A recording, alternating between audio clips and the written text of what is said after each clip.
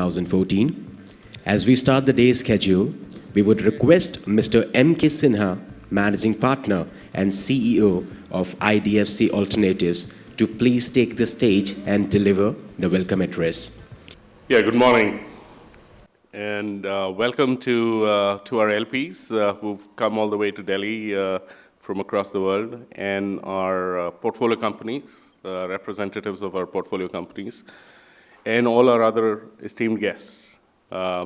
We've come back to Delhi after a gap of a year. Last year we had this conference in Goa, but it's reflective of the fact that there has been a change in the political landscape in India.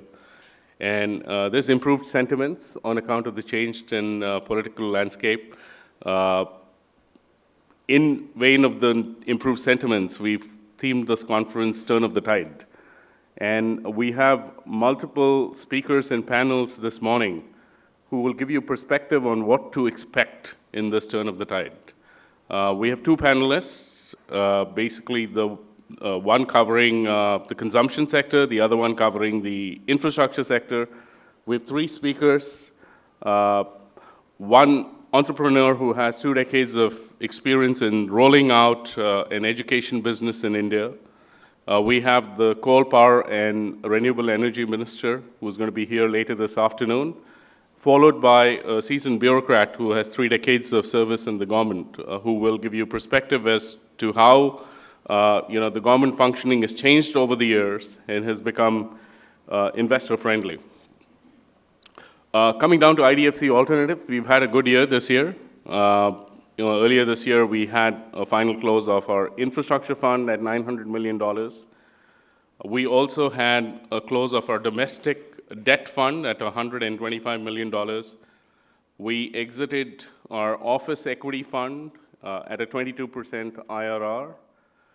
And we are at the cusp of announcing a close of our fourth private equity fund, domestic private equity fund. So we are seeing this as the glass half full. Having said that, I think there's a lot more for us to do. We have to deploy our recently raised infrastructure fund wisely and profitably. We are at the cusp of exits in our private equity fund 2 and fund 3, and we're going to go out and raise our real estate fund and private equity fund 4. So during the course of the day, this is going to be covered later in the breakout sessions in the afternoon as to how we propose to accomplish what we need to accomplish. Also during the year, we've had a big shift in IDFC's character. We were awarded one of the 2 bank licensees out of an applicant list of 25 to successfully receive a banking license. And IDFC is going to go through a transformation into a commercial bank. And this morning, we are privileged to have our executive chairman, Dr. Rajiv Lal, who can talk to you about what that will mean for us at IDFC Alternatives. So with that, I would invite Dr. Rajiv Lal on stage to talk through IDFC's transformation and his take on turn of the tide in India. Rajiv.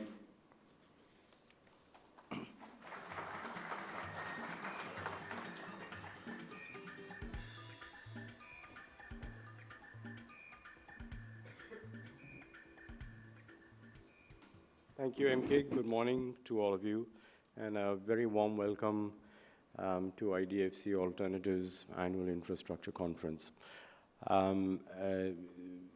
It is, I think, fortuitous that we are gathering in December, first week of December. It's been almost 6 months that the new government has been in power, and it has given us at least some better sense of what to expect. So what I wanted to do very briefly is to share with you, actually go from the very general big picture to the very specific. So I wanted to share with you a perspective on what MK has just called the turn of the tide. My take on what we all can expect over the next few years in India. and then turn to the exciting times that IDFC itself is now faced with, and explain to you what that means for us and for IDFC alternatives. So on the turn of the tide, everybody is acutely aware how this government has raised expectations. And one of the concerns that a number of people have expressed is that having raised these expectations, is it not likely that they will disappoint us? Because people are expecting the moon from this new government. So I wanted to argue to you that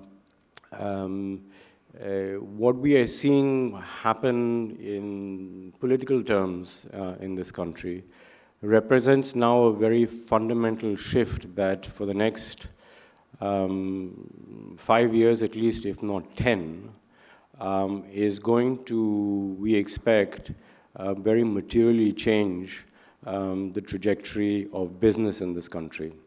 So 2, 3 things. First, about this government, they are non-ideological, and they are very deep pragmatists. So if you are looking, or people who have been looking for a very well-defined, sophisticated program of reforms, in the sense that we've come to understand it, those people have been questioning and have been a little disappointed.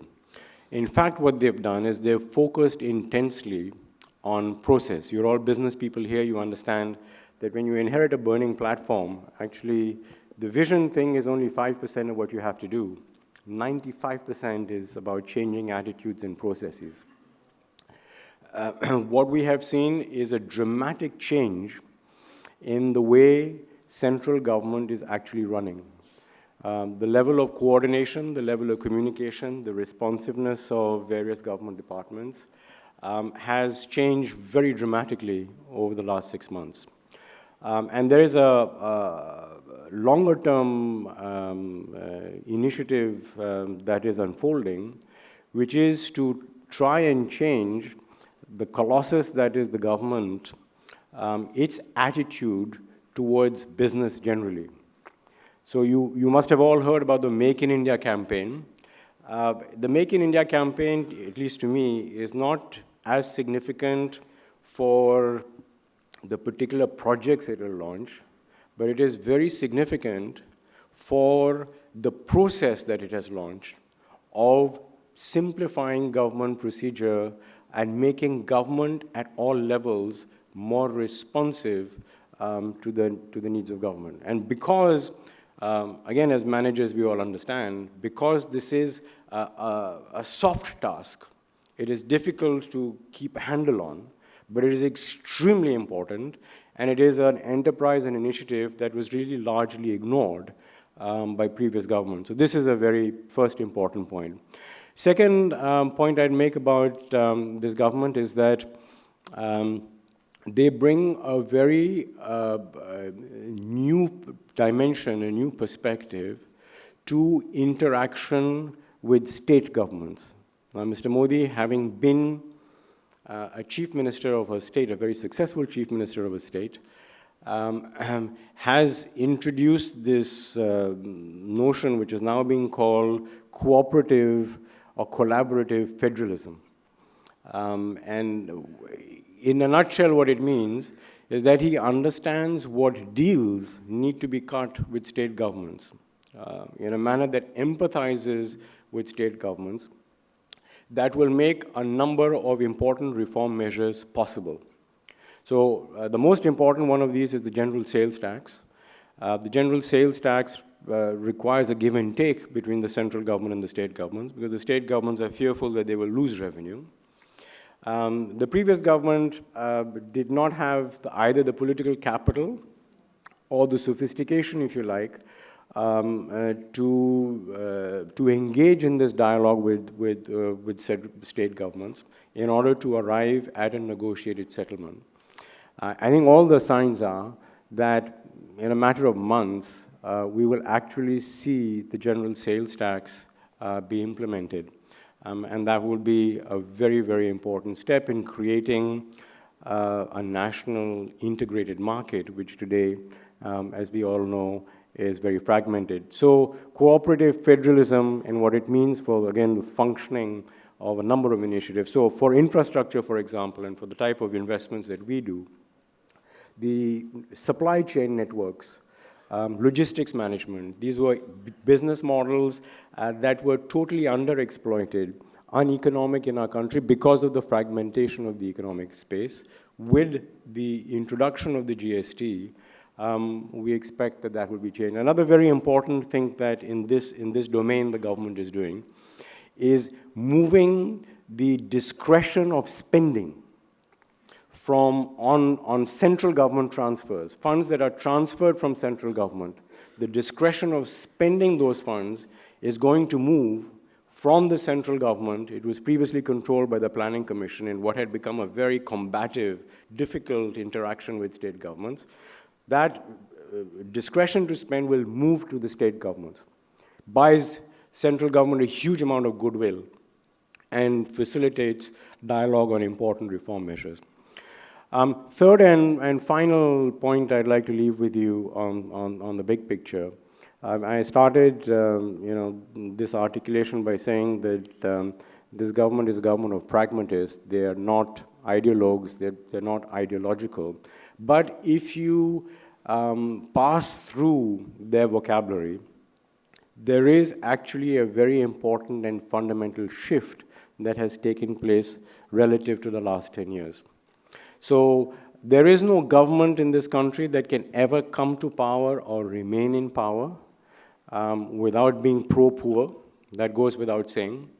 But the important change in vocabulary in this government, and this is very significant to my mind, is that they are not at all shy of arguing that they are pro-business but also pro-poor.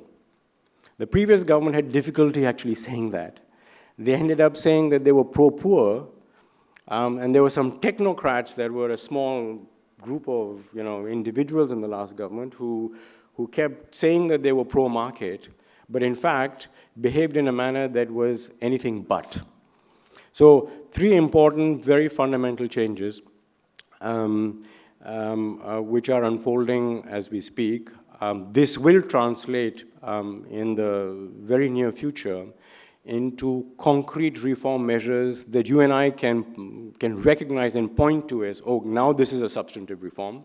But behind the scenes and below that, there is a much more important momentum and initiative that has been building, which is, as I said, that sort of changing, streamlining process and changing attitudes within government.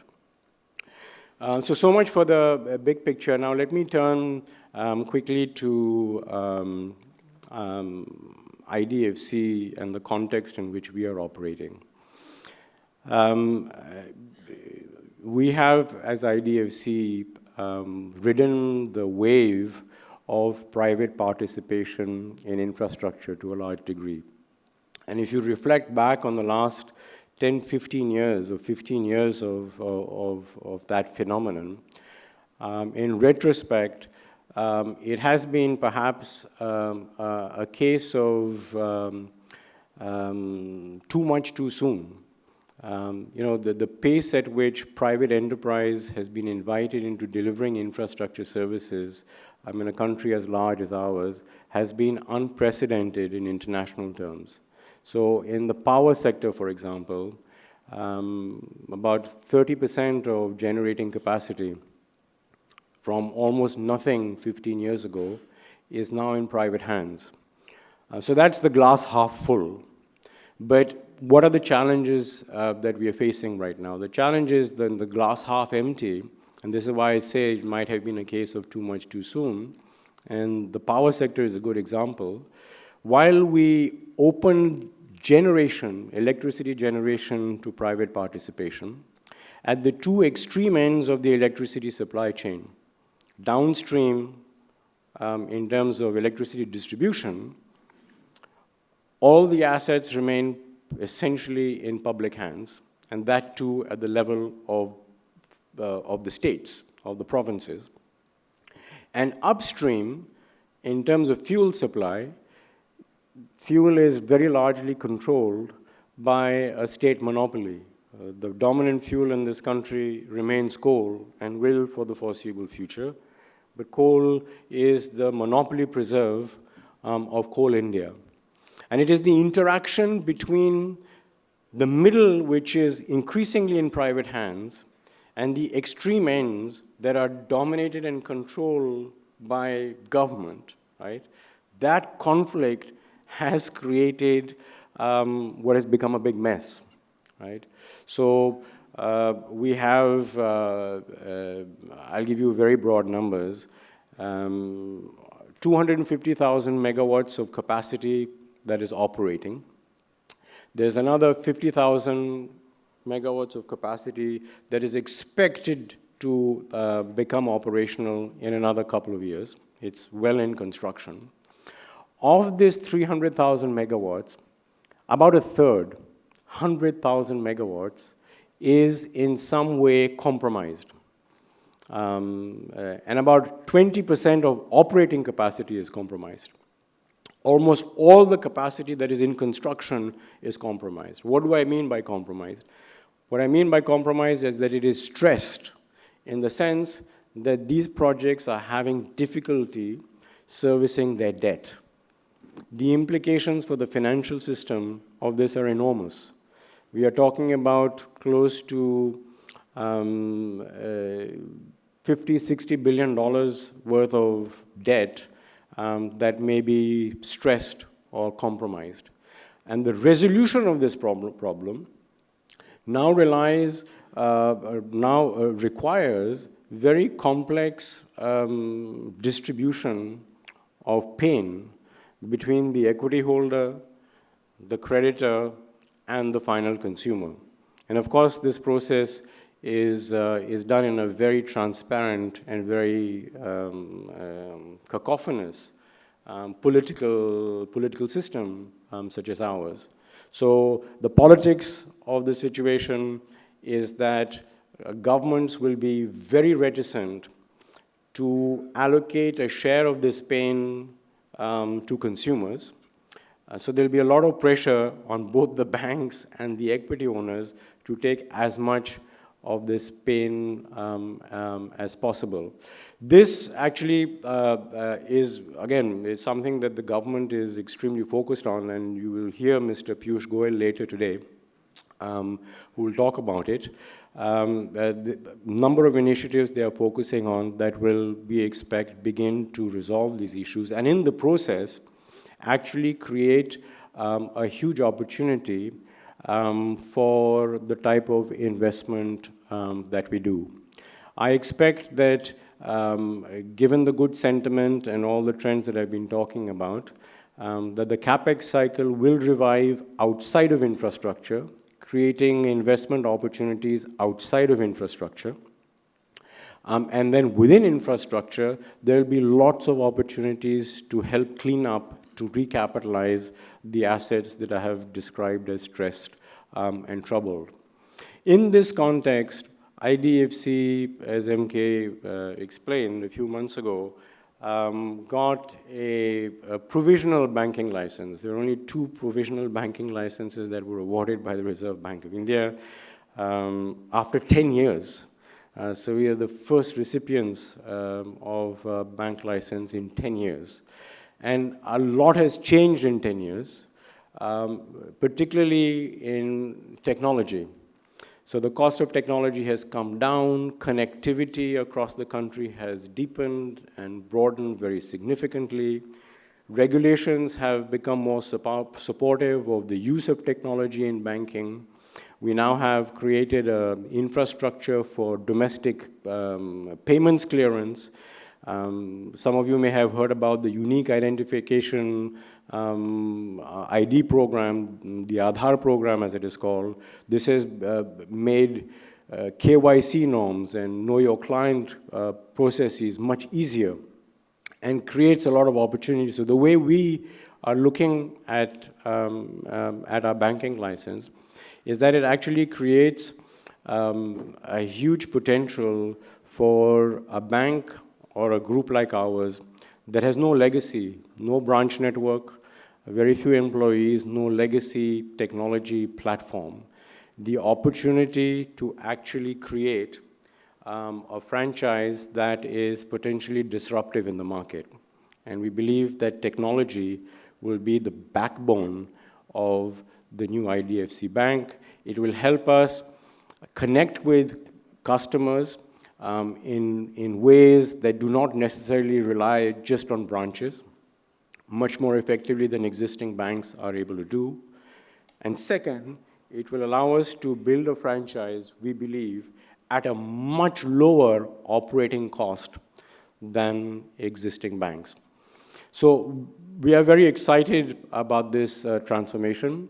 It is not the easiest of transformations to execute, because what it means is structural changes to the legal structure that is IDFC.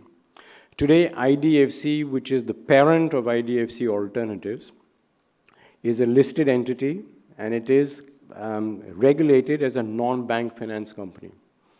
Once the transformation into the bank is complete, what will happen essentially is that IDFC Limited will become just a holding company, a bit like the bank holding companies in the United States. And the bank, as well all of the existing subsidiaries of IDFC, will sit underneath this holding company, right? So the parent of IDFC Alternatives over the next 10 months will not be a balance sheet of any kind, but will just be a non-operating holding company.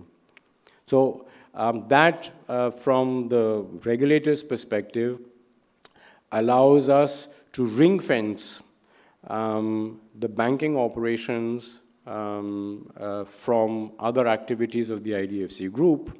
From IDFC Alternatives' perspective, it has the virtue of creating a structure that then sits alongside the bank balance sheet, not underneath the bank balance sheet. And I think from a point of view of, I know these issues loom in large and several LPs' minds. The issues of conflict management, actually, between a balance sheet and the alternatives franchise, those issues actually become much less, from a structural organizational point of view, much less relevant, because you don't have a balance sheet that is the owner of IDFC Alternatives. It's just a holding company. And so we expect that this legal structure transformation will be complete by September of 2015.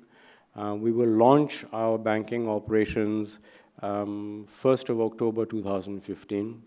And we expect that the working relationship between IDFC, IDFC Bank, and IDFC Alternatives will actually become more streamlined and will be much more effective than it has been in the past. So if you then look at what IDFC Group will look like come October 1st, 2015, as I said, you have a holding company that will be the listed entity. You'll have a bank. You'll have the alternatives franchise. You have a public markets focused mutual fund. You have a niche securities company.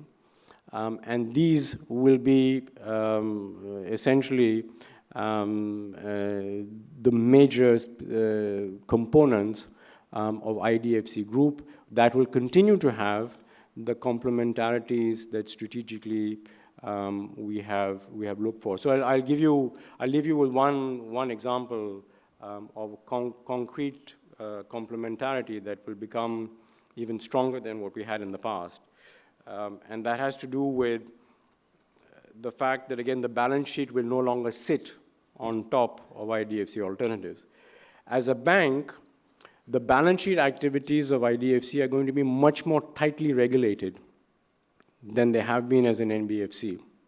So IDFC's or the bank's ability to do certain types of trades is going to be much more constrained. So there's a whole class of assets, for example, structured credit, that IDFC bank will not be able to do.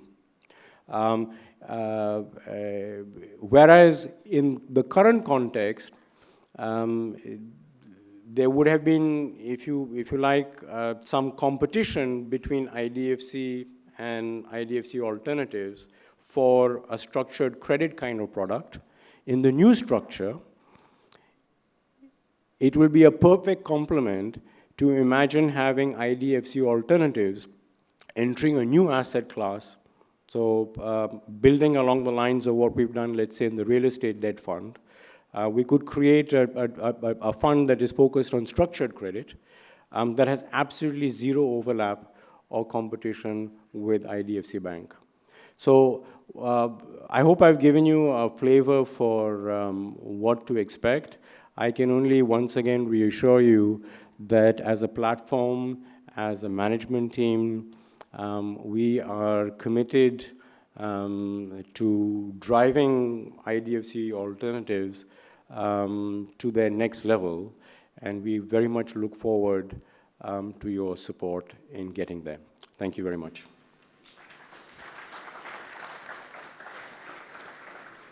We would now like to welcome Mr. Satish Mandhana, Managing Partner and CIO of IDFC Alternatives, to introduce the keynote speakers. Good morning, everybody. Thank you. And welcome to our 11th Annual Investor Conference this year. I have a pleasure to introduce the leading light in India, whose contribution played a key role and a catalytic role in transforming India into a global leader in the field of information technology, and also allowed students globally to achieve their tech dreams. Ladies and gentlemen, I'll welcome Mr. Vijay Thadani, who is the Chief Executive Officer of NIIT Limited, a leading global talent development corporation. As the co-founder of NIIT Group, he has built an organization that is recognized for visionary role in bringing the benefits of information technology both as a professional skill and as a learning tool to the masses. Vijay led the group's globalization efforts since 1991, taking the NIIT flag to over 40 countries. He has also served on the board of NIIT Technologies Limited. Vijay has served in important capacities with industry bodies such as MATE, National Accredited Board of Education and Training, Quality Control of India, CII, and has served as the chairman of Board of Governors of Indian Institute of Information Technology. He has been recently appointed as a member of the Strategy Council of Global Alliance for ICT and Development of the United Nations Department of Economic and Social Affairs. Vijay is the co-founder of the not-for-profit NIIT University, established in 2009. He's also a member of the India Advisory Board of the Maastricht University, Netherlands, India Advisory Board of Project Management Institute, PMI, USA, and the Governing Council of All India Management Association in India. A distinguished alumnus of the premier Indian Institute of Technology, Delhi, Vijay was honored with the position of economic consultant to Chongqing, world's largest, one of the leading city in the People's Republic of China. I have great pleasure in inviting Mr. Thadani on the stage. Mr. Thadani.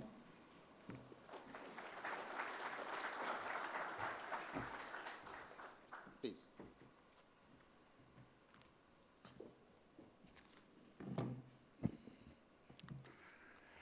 Good morning.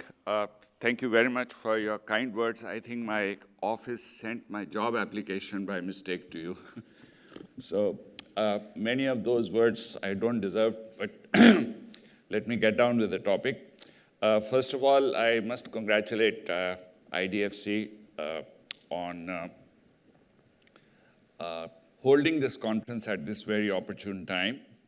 Of course, I'm fairly overwhelmed and humbled by the fact that you chose education and skills as the opening topic that you would like to discuss.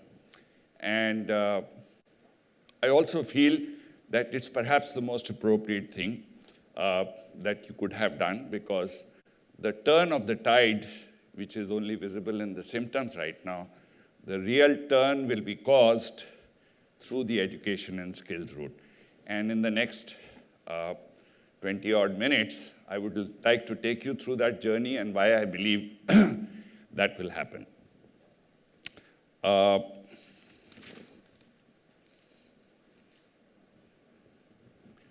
So let me cover a few areas and then try to put them together into the argument that I have. So first, the Indian environment. Dr. Lal just talked about the good days that are here. Those of us who understand Hindi, अच्छे दिन आ गए हैं. Those who do not and understand English, happy days are here again. We have heard both these terms before.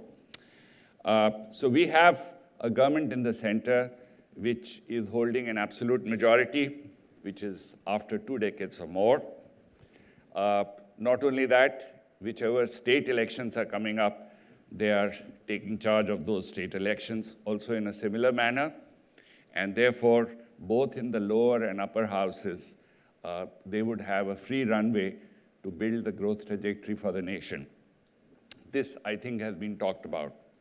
You will also discover, and I notice Mr. Goel will be here this afternoon, you will also notice the energy and the enthusiasm that you find in each of the cabinet members or each of the functionaries of the government.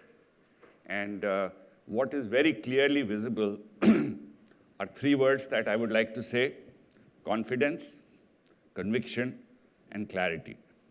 And I think this is visible in every action, and Dr. Lal also talked about a few of the actions which are very, very decisive directions in which we are moving. This morning's discussion on the insurance bill, on the ease of doing business, are some other pointers. Our global approval ratings have gone up, more obviously because of the confidence that is expressed by the government, and less by the real actions which have taken place. We will also have, first time, the US President joining us on the Republic Day parade. Very interestingly, US was also the country which refused a visa to the current Prime Minister at one point of time. So it basically shows the reaffirmation of confidence in India. There are a number of initiatives announced, but I thought I will talk about just a few of them just to put the context. And I don't claim to be an economist. I'm a simple engineer. So if I use terms and terminologies wrongly, you'll have to forgive me for that. 3 initiatives which I think are very, very crucial in this. One is Make in India. Make in India, I think, is to give a major push to the manufacturing sector, which is 15% of GDP, to move up to 25% of GDP. And this is a very job-intensive sector, so this will also create large number of jobs. It's also a sector which services the country in all parts of the country, rather than just focusing on urban areas, which is where most of the services sector is. And therefore, to that extent, it will be a balanced growth and balanced job creation that will happen. Digital India, which is to service 250,000 villages by taking fiber up to the village, and I'll talk a little more about that later. And then Skill India, which is to get 500 million people skilled. And I'll give you the statistics of where we are at this point of time, and to that extent, therefore, it's a very, very laudable objective. There are also some social initiatives which are announced, which again touch your heart. One is the Swachh Bharat, which is to talk about the hygiene and cleanliness within the country and to make sure that we have a neat and clean place. And the second is Beti Bachao, Beti Padhao, which is to look after the girl child, the education, as well as in making sure that we provide jobs and economic freedom to the other side of the other sex. The stock markets are at all-time high. You know it already. And there are a number of initiatives. So if I was to describe this, what are the things which have happened in the last 1 year? In last 1 year, at this time, the country was in a state of, if I was to define a term, confusion. We didn't know what is going to happen. The policy-making machinery had kind of come to a grinding halt. Decisions were not being taken. Infrastructure projects were stuck, and a number of things. And I think the real issue was political uncertainty, and people didn't know which way will the coin fall. That led to, and I think the politics contributed to us moving into the next phase, which I call the infusion, from confusion to infusion. And infusion, I think, was infusion of the new government, infusion of clarity, infusion of a clear direction that we would like to go forward with. And that is what the first 6 months of this year have been all about. Post the budget announcement, I think we moved into the third stage, which I call transfusion.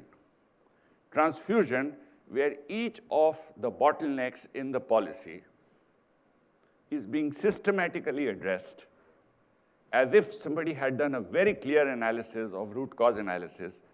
And I will take you through the sector that I'm familiar with and try to take you through that and say how each one of the bottlenecks is being systematically removed.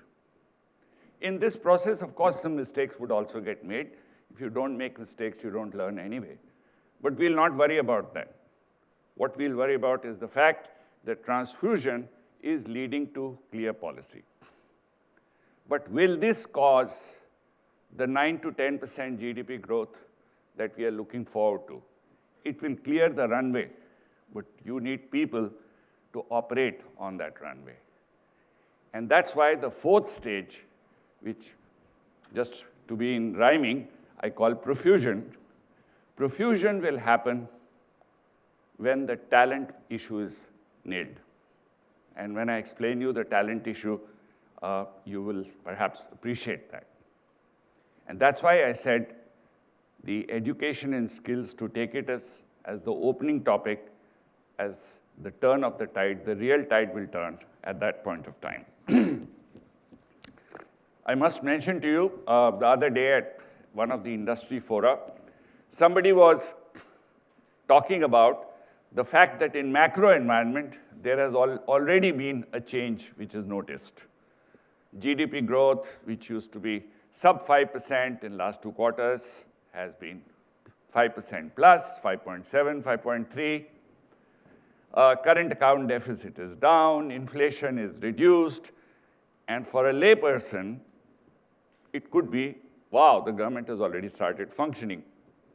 But for a discerning eye, we all know that it is much caused by oil and forces of luck.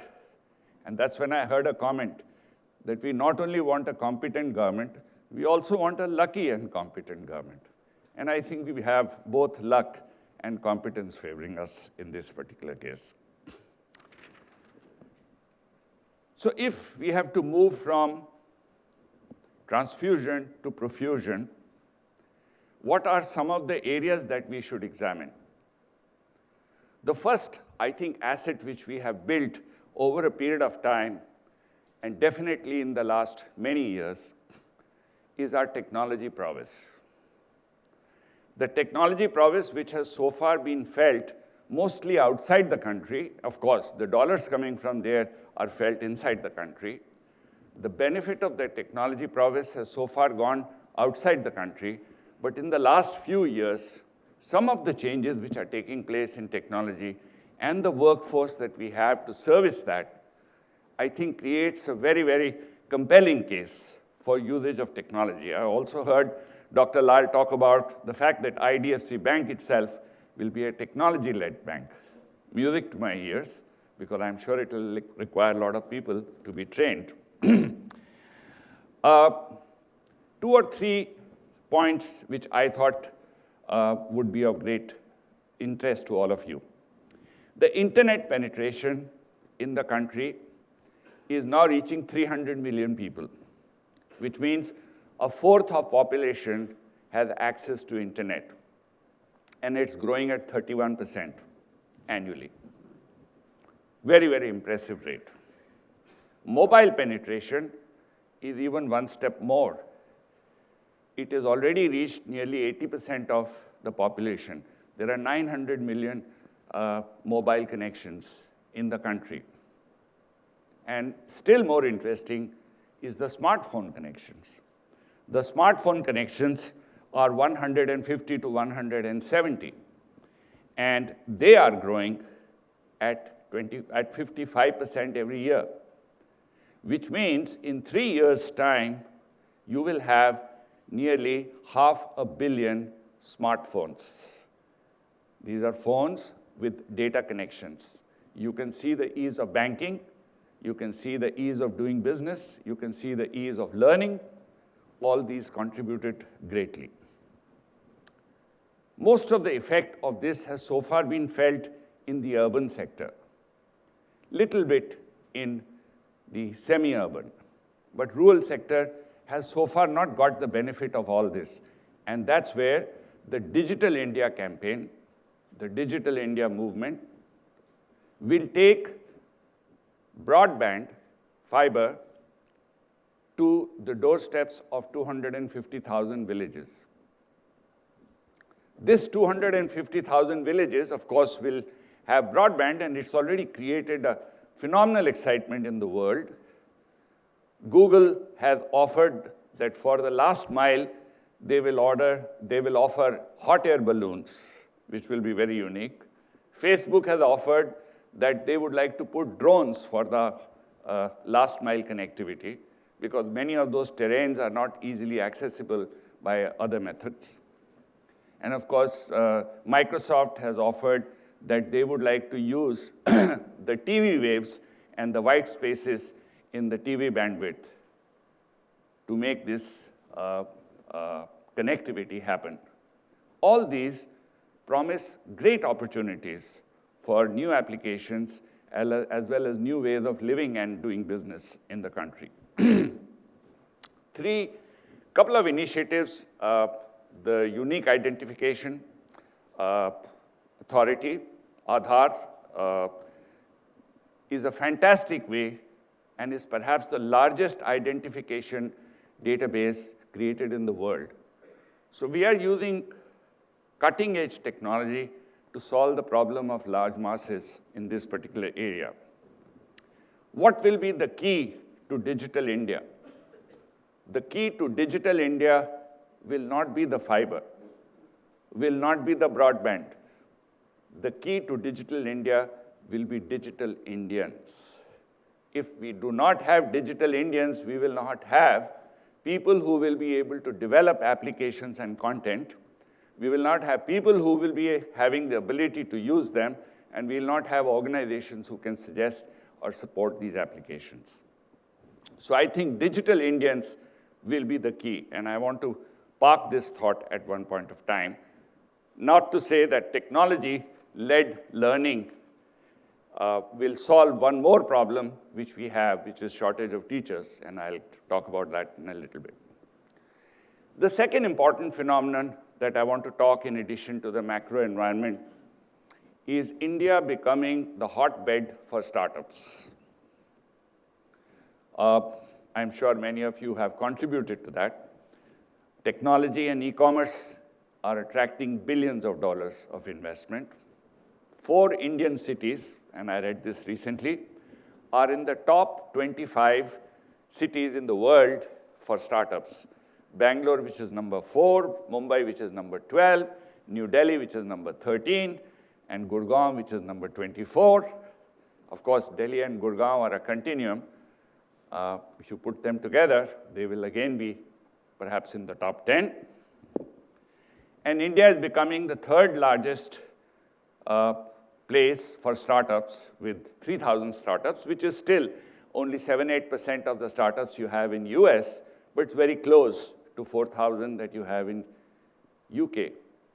And if you see the newspapers, including this morning's newspaper, college graduates are giving up plum jobs to get into startups. So startups is the order of the day. NASSCOM, which is the Association for Software and IT Companies, expects that they will have, just in technology space, more than 10,000 startups in the next few years. They already are at 1,000 or 2,000 in the last, about 1,000, I think, in the last 3 years. These are also disrupting traditional markets, and we already see the impact which Flipkart has had, the impact which Snapdeal has had, the impact which the cab services, unfortunately today is not the right day to talk about cab services, have had.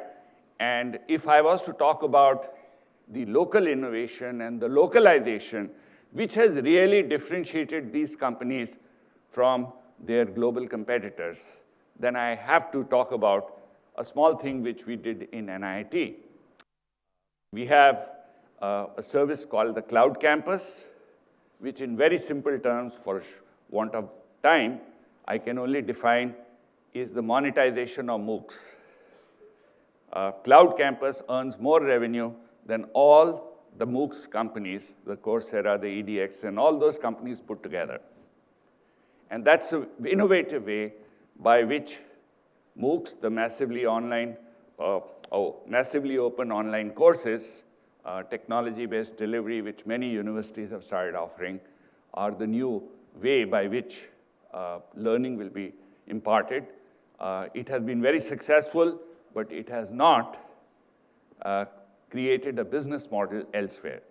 On the other hand, in India, we were able to create that business model and do feel proud of it. So what is the impact of the startups? Number one, instead of job consumers, we are creating job creators. And each startup, on an average, creates 20 jobs. Even if you see in the 10-odd thousand numbers that are being talked about, will create about 250,000 jobs. So you have creating job creators rather than job consumers, which means you have multiplied the pace at which job creation will happen. The second, which is important, is startups have to grow in the space of innovation, and therefore more innovation, more R&D, which will take place, which will put a pressure on the educational system to deliver more of those kinds. And last, as a country, from being a producer economy, we would become an IP economy or owner of intellectual property, and therefore a knowledge-driven economy going forward.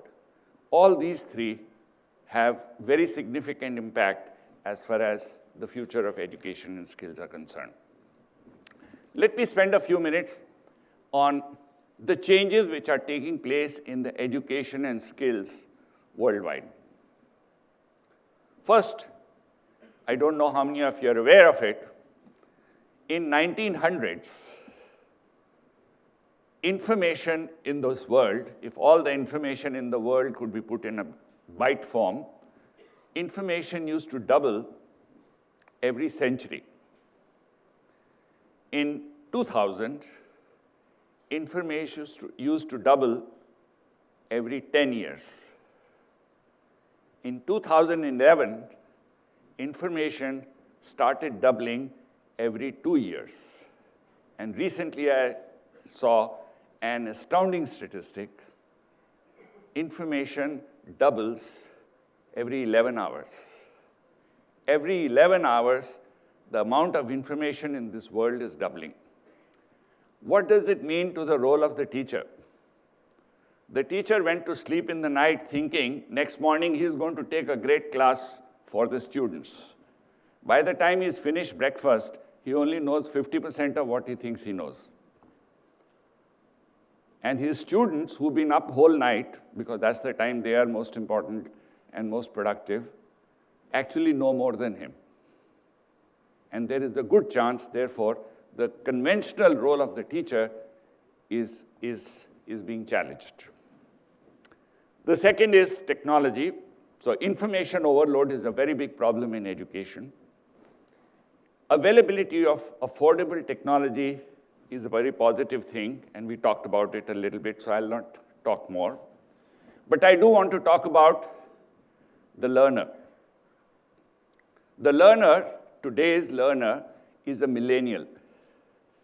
Millennials are technically defined as those born after 1982. And some people say millennials, when they are born, when the umbilical cord is cut, what comes out is a USB drive. Because they are connected. They are connected from the time that they are born. And they have some very, very interesting characteristics, which are also becoming the characteristics of the future consumer.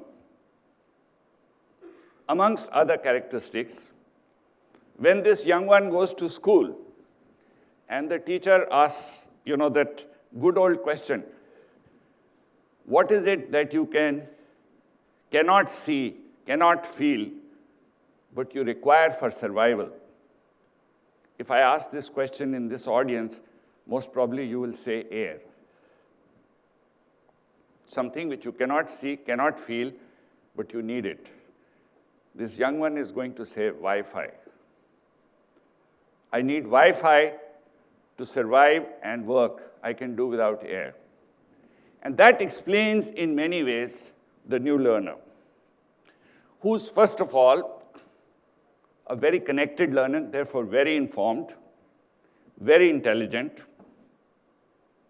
and some other profiles, is a buyer than a beneficiary, especially in environments such as our country. We are used to being treated as a beneficiary rather than as a customer or a buyer. This person is a buyer. This young one, if he doesn't do well in school, he's not going to say that he's not learned properly. He's going to turn around and ask his teacher, you did not teach me properly. So that changes the nature of this whole education activity. What essentially this means is availability of technology will, in a way, hasten the process of reducing the role of teacher, not eliminating, reducing the role of the teacher, and to that extent, you have higher teacher productivity possible. And in any case, the role of the teacher will change. Let me take one more variable, and then we'll put these together. This variable is about skills. There are three forces working in the world: aging population in the West and growing population in the East. People are moving from one place to another. Higher cost of production in the West, lower cost of production in other parts of the world. Work is moving from one place to another. And the third important thing in skills is that all the education systems were defined for the manufacturing economy, for the industrial economy. But in the knowledge economy, the key element of production is services. And our educational system is not designed for the services. So this creates the need for other elements other than the formal education system to come and play a role, and we have seen that happening. My own company is an example of that. We have seen that happening in the last 2 or 3 decades. And I think that's the shape of things to come. So in other words, Each of these forces are pointing to the fact that more talent will be required if Make in India has to happen, if GDP growth has to happen, if startups have to happen, more talent will be required, and a different talent will be required. So if against that backdrop, we compare where we are and what is being done, you will understand why education and skills will create the turn of the tide. I'm sure all of you are familiar with the base statistics of the nation as far as education and skills are concerned. I'll quickly give you an overview just to set it in perspective. We have 300 million children going to school in 1.4 million schools. 1 million odd schools are government-run. About 400,000 are run by, in quotes, private sector, which are through philanthropic because it's a not-for-profit sector. There is 80% dropout from the time the child joins the school to the child graduates, and for different social as well as economic reasons, which means if 100 kids join in kindergarten, only 20 get out on the other side at the end of high school. There is a severe shortage of teachers, and to that extent, the school education suffers from capacity, which earlier used to be physical capacity, which is also important, but also suffers from servicing capacity.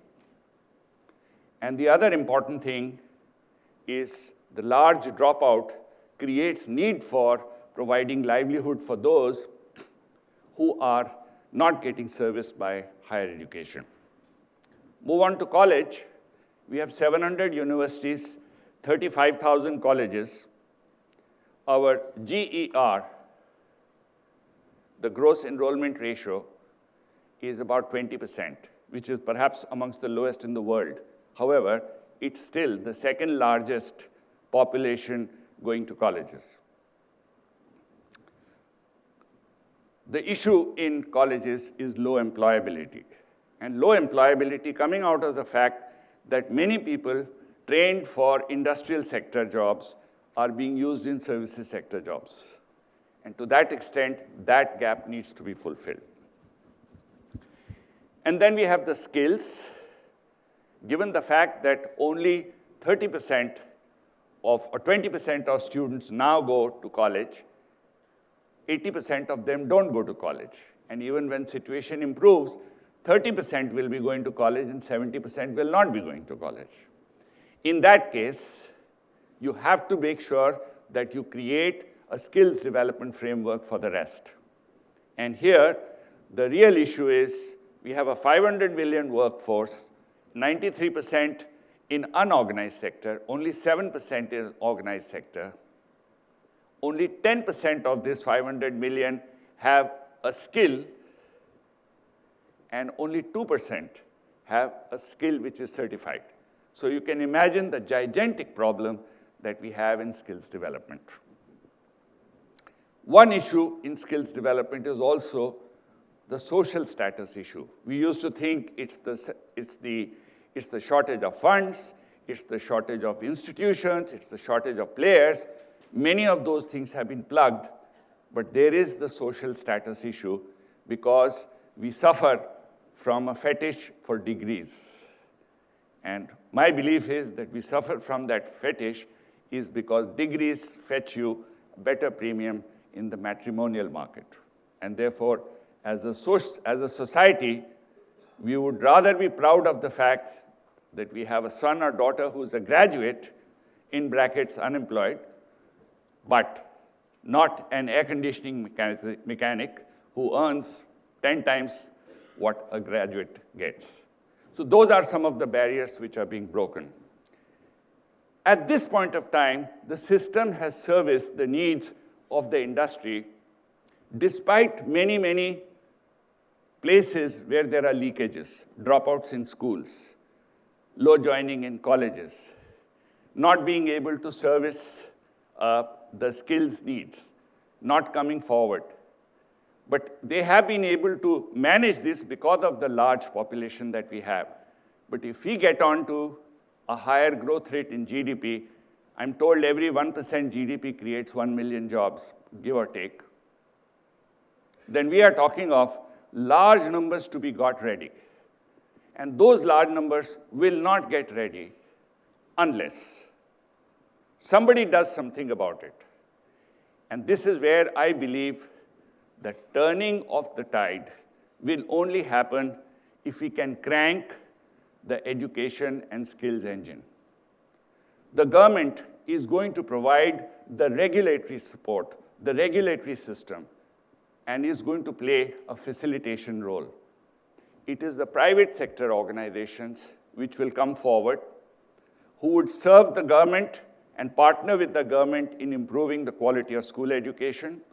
The government will need to open up their doors for, like they did for skills development, to allow teacher education to be done by private sector. Maybe they will. Definitely, vocational skills, which are required while children are being in schools, is an important necessity for us to get people into the skilled workforce. And that would be an opportunity for private sector. The whole skills development agenda, which requires viability gap funding, National Skills Development Corporation has already begun to do that. And National Skills Qualification Framework, which provides an equivalence between a degree and a skills qualification, which hopefully will handle that social stigma that we have, are some of the positive moves. I could go on for a long time, but enough to say that many of the acts of this future are in place. The policies are in place. What is required is for private sector entrepreneurs to come forward. In the last few years, many such entrepreneurs have come forward and have succeeded, but many could not handle the trough through which the economy went through. I think they require long-term funding because education is a large time-constant business. When you infuse funds today, it takes a while before you get returns on that. And if you get that patient capital, I think we can have a large number of entrepreneurs who can join this fray. There are great examples in this nation and elsewhere in the world. We are very proud of the contribution we have made, very modest though, to this part, primarily in IT and now in banking and financial services. And therefore, I do see that the turn of tide will really happen because the demographic dividend is in our favor. The private sector training companies building momentum will contribute. Increasing GER initiatives or gross enrollment ratio initiatives will generate more graduates. Startups will create the culture for, in addition to additional jobs, for innovation and R&D. The fact that we will be doing more R&D, we will be able to attract many more people to the teaching profession because teachers would like to do research in addition to teaching. And the whole National Skills Qualification Framework will provide that equivalence which we are looking for.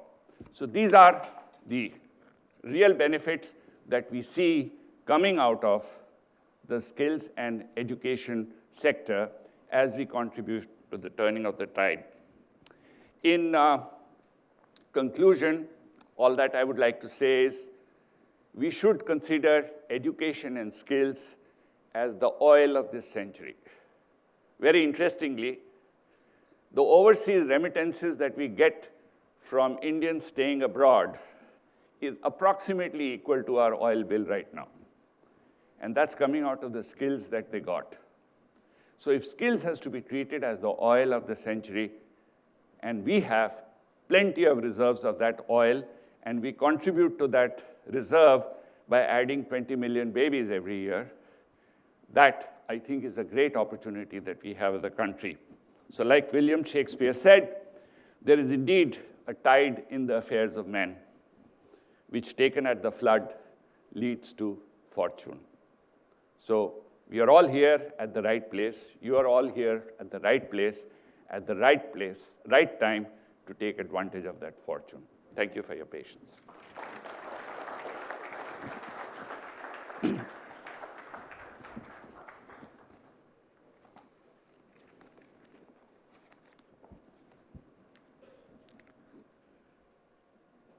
don't have time for questions. I think we have about 5-10 minutes for some questions, if there are any.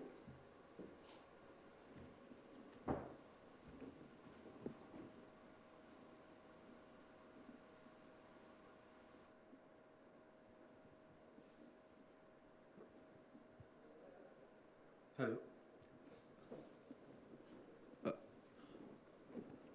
Hi. Okay. Hi, I'm Mahesh. Sir, I'd like to understand from you, what is the role private sector can play along with the government in building the education infrastructure in India? In other sectors, we have seen that there have been public-private partnerships in power, in roads, and in other sectors as well. Can something like that happen in education as well? Most certainly, it has been attempted, as well as it has been done in many ways. Two issues. At this point of time, for a variety of circumstances, government suffers from a credibility gap on public-private partnerships. They haven't, in courts, been able to manage the public-private partnerships as a win-win condition. And to that extent, given the fact that this is a large time constant business, there is low interest currently. But having said that, this government, which is actually turning the tide on many of these policies, I think is well equipped to come up with a new public-private partnership model. And to that extent, that is definitely feasible. The only thing which we have to remember is that in this particular case, the sector is regulated to run as a not-for-profit. So therefore, if as a private sector, you are a service provider to that, definitely it's a possibility. As a partner and service provider, it's a possibility. But if you are an active player, then how will you get your returns out is a question that needs to be asked. But I think those solutions have already been figured out. What is important is government to come with a clear policy and a clear intention of saying that it's a win-win partnership, and then it would happen.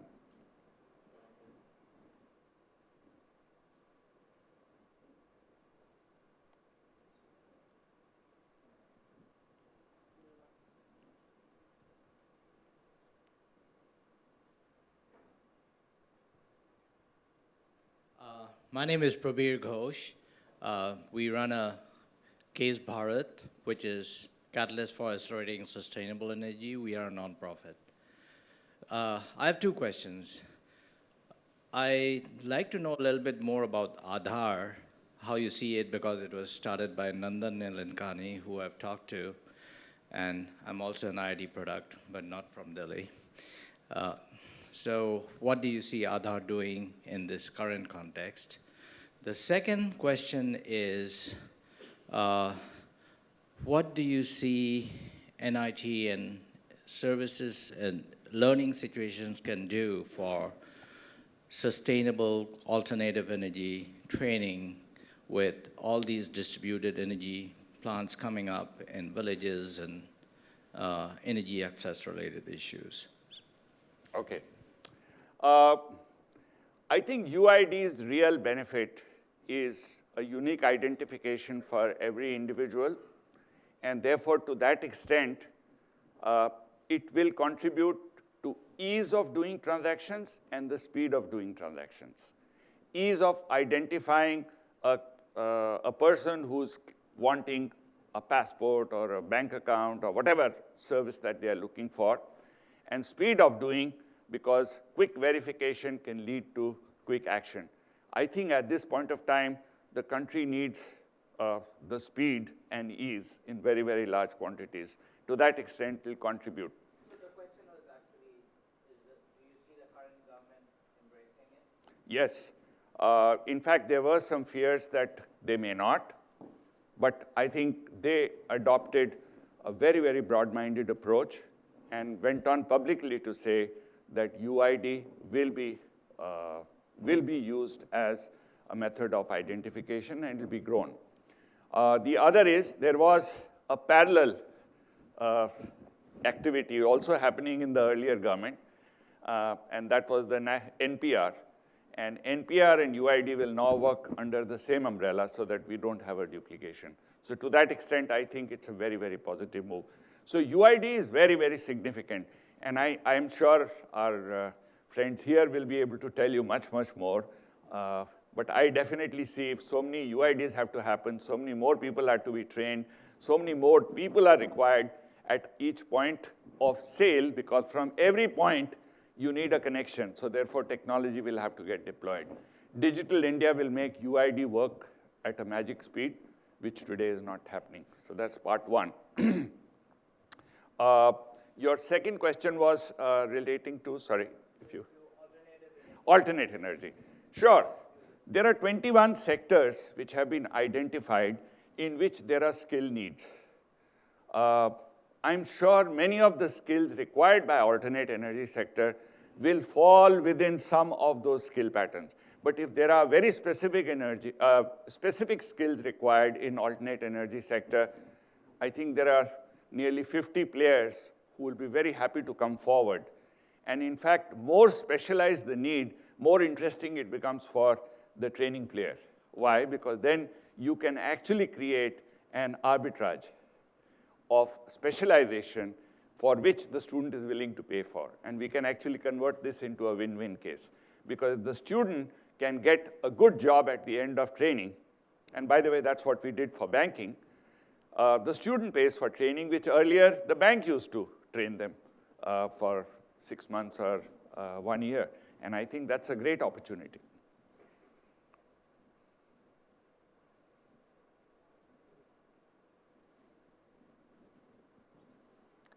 I think we have perhaps exceeded the time. So thank you very much for your patience.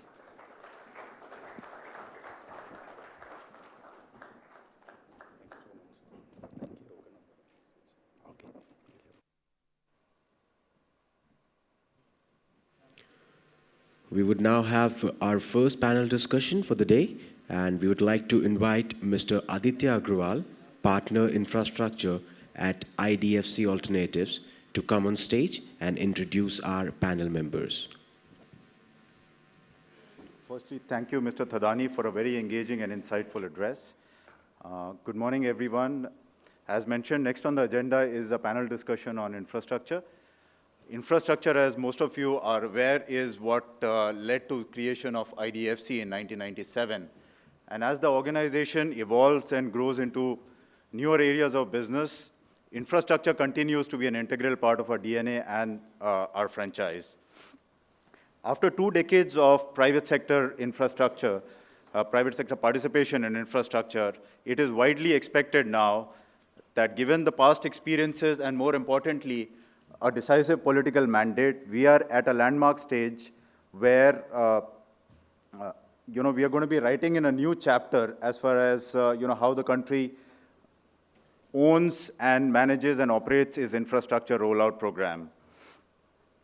As is widely acknowledged, the building blocks for infrastructure rollout are pretty much in place, whether it's favorable macroeconomic environment, availability of capital, evolved regulatory frameworks, and so on and so forth. There still exist certain micro issues, as Rajiv also pointed out this morning, which have inhibited the rollout to its maximum potential. In that context, I'm delighted to have with us this morning a group of eminent infrastructure stakeholders to share their thoughts and experiences with us. To start with, Mr. GBS Raju, if I can invite you on the stage. GBS is the chairman for energy business in the GMR group. He's also on the board of publicly listed GMR Infrastructure Company, as well as GMR Holding Board, which is the apex decision-making body for the group. GMR has been part of the Indian infrastructure evolution for almost 2 decades and has led various capital raisings for the group, including the maiden IPO of GIL in 2006. Next, Mr. Sunil Srivastav. Sunil is the Deputy Managing Director of State Bank of India, India's largest commercial bank. Sunil currently oversees new initiatives and business development for the bank and has been associated with banking for over 3 decades across all functions, retail, commercial, wholesale, and investment banking, both in India and New York. Next, Mr. Mahendranath. Mahindran is the country head in India for GDF Suez Group and Executive Vice President and Head of Business South Asia for the company. He has over 30 years of experience in energy industries, both locally as well as internationally. GDF, as a lot of us are aware, is one of the most active international power developers in the country. Mr. Arjun Dhawan. Arjun is the President and CEO of HCC Infrastructure Company and has been the driving force behind group's ownership of a portfolio of national highways. Arjun has been quite an active participant in various industry forums, including World Economic Forum, for contributing to developing PPP frameworks and regulations. And lastly, Mr. Prakash Tulisiani, who is the Managing Director for APM Terminals, Pipavav, which is also known as Gujarat Port Limited. Prakash has been associated with Maersk Group for over 2 decades. In his tenure, the company achieved several key milestones, including attaining profitability for the first time since inception in 1998 and undertaking its IPO. So I thought the welcome to all of you, and thank you for sparing the time. I thought perhaps it would be a good idea if we could spend a few minutes at the outset talking about how Indian infrastructure has panned out over a decade or so. As we all know, it's been a mix of success and some challenges. Perhaps I can start with you, GBS. What do you think what has gone right and what has gone wrong over the past decade, given the fact that you've seen the entire spectrum of infrastructure and over considerable period of time? So. Actually, in the last 1 decade, I think we as a country has developed a lot of infrastructure in transport, in highways, in airports, and in energy and in ports. If you see, we have a very good successful story in airports. You feel, there have been a very successful public-private partnership in the airport sector. The Delhi airport, Mumbai airport, Hyderabad and Bangalore airport has been a very successful story. The whole privatization has been a great success. And, today you see a huge growth in traffic and also the direct and indirect growth in the economy with regard to Delhi airport and also in Hyderabad in cargo growth or in the connectivity, in the international connectivity. Today we are growing at around 15 to 16% traffic growth in cargo and also in traffic, passenger traffic.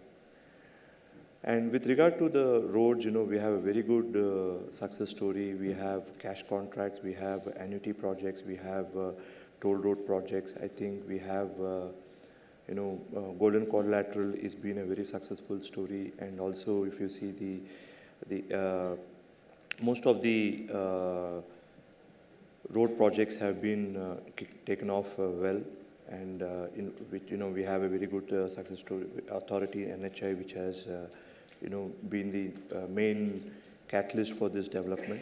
And the third one is in the energy sector. If you see, in around 2000 to 2003, we were around 95 gigawatts as a country, and today we have 250 gigs of generating capacity spanning from coal, gas, renewable, hydro, and nuclear.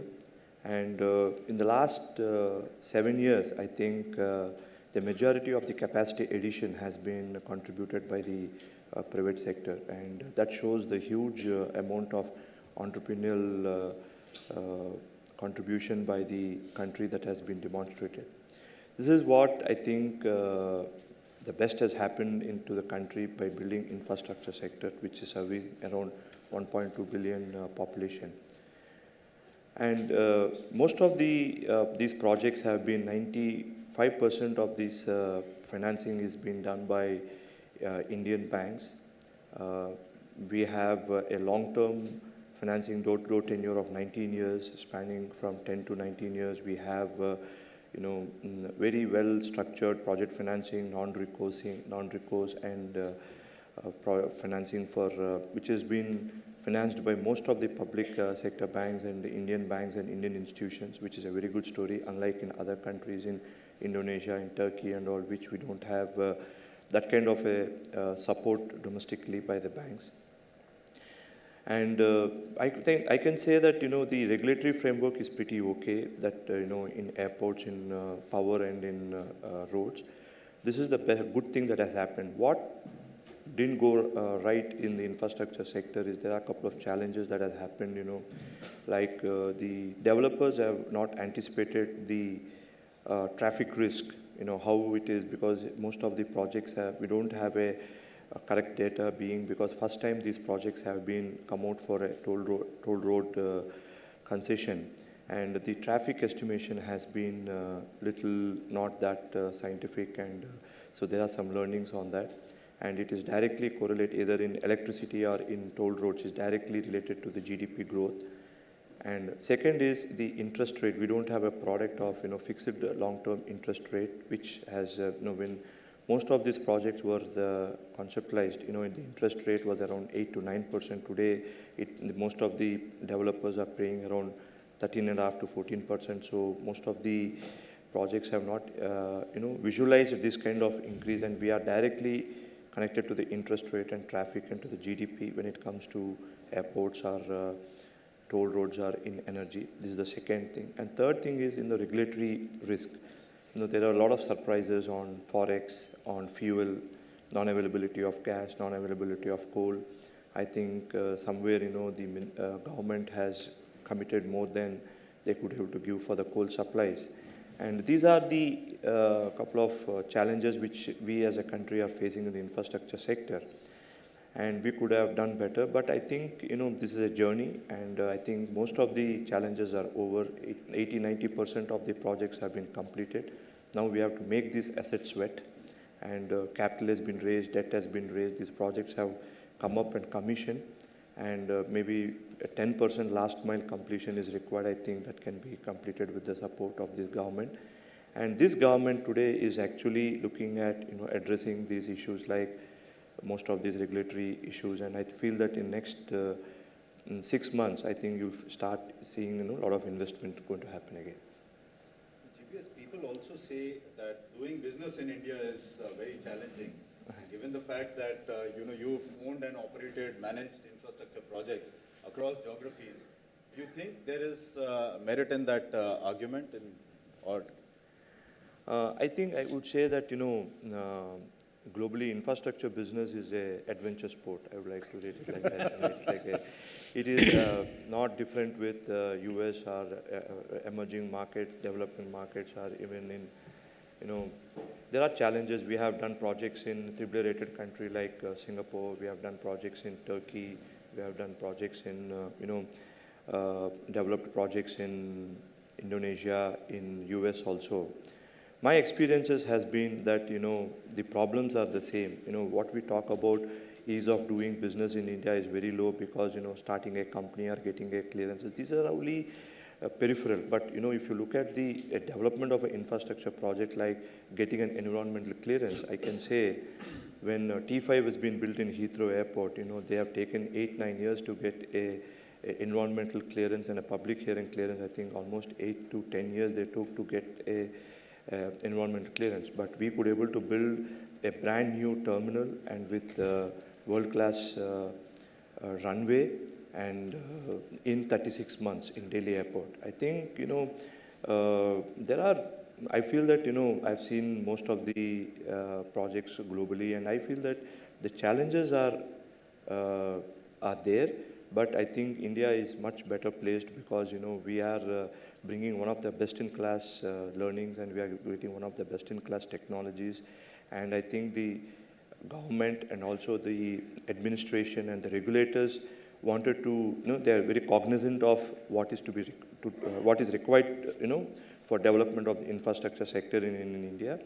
I think that kind of an attitude is very welcome, and I have seen that, in Singapore or in Europe. You know, a lot of challenges are there on fuel and you know, take or pay contracts, and most of the gas-based projects are not being, you know, the capacity has not been fully operated because of various other issues. But compared to those issues, I feel what issues we have is not that large, and I think these are the issues we can handle. We have still, you know, our per capita electricity consumption is somewhere around 500 kilowatts compared to the global average of around 2,000. That is the growth that we have, and it's a journey, I feel.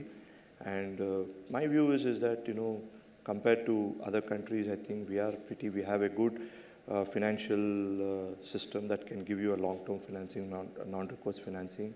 And there is a regulatory framework which is, you know, very positive to hearing to your use, and, you know, want to get in best-in-class, you know, technologies and, you know, regulatory framework into the country.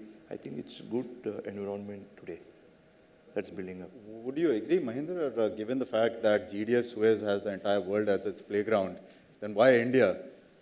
I mean, is it because, you know, there is a reduced number of opportunities elsewhere, saturation of demand in OECD countries, and so on and so forth? Or is it more to it than that? Yeah, yes, we have been operating our portfolio of projects in about 29 countries at the moment, and 114,000 megawatt in operation. We see it as an opportunity, because per capita consumption in India is at a very low figure. It has only one way to grow up: educated class, very large population of middle class.